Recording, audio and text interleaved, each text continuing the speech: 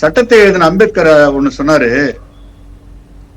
நல்ல சட்டங்கள் கூட தவறான ஆட்களிடம் சென்றால் கெட்ட சட்டம் ஆயிடும்.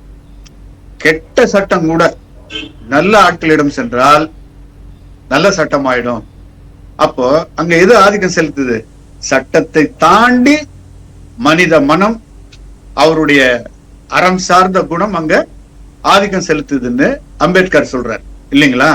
நல்லாதான் சொல்லிட்டு போயிருக்காங்க, ஞாபகத்தில் வச்சுக்க மாட்டாங்க. அதான் நம்முடைய வருத்தம். அப்ப இந்த நீதிபதிகள் இந்த மாதிரி ஒரு இதை செய்யக்கூடிய விஷயங்களை நாம ஊக்கப்படுத்தணும். ஒரே அரசமைப்பு தான் எல்லாருக்கும், உங்களுக்கு, எனக்கு, நீதிபதிக்கு, மோடிக்கு, ஸ்டாலினுக்கு, எல்லாருக்கும் ஒரே அரசமைப்பு தான். ஆனா பார்வை மாறுபடும். இந்த விஷயத்தையே எடுத்துங்களேன்.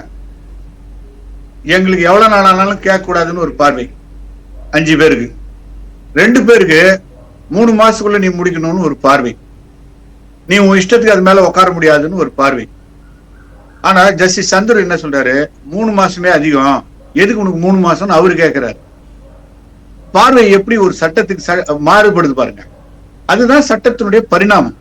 அப்போ இவர்கள் செய்ய வேண்டியது என்னன்னு கேட்டீங்கன்னா, இந்த சட்டங்களை மக்களின் பார்வையில் பார்க்க வேண்டும், ஆதிக்கத்தின் பார்வையில பார்க்க கூடாது, கூட்டாட்சியின் பார்வையில் பார்க்க வேண்டும். நீங்க ஒன்றிய அதிகாரம் ஆதிக்கத்தின் பார்வையில் பார்க்க கூடாது, ஜனநாயகத்தின் அடிப்படையில் பார்க்க வேண்டும், சர்வாதிகாரத்தின் அடிப்படையில நீங்க பார்க்க கூடாது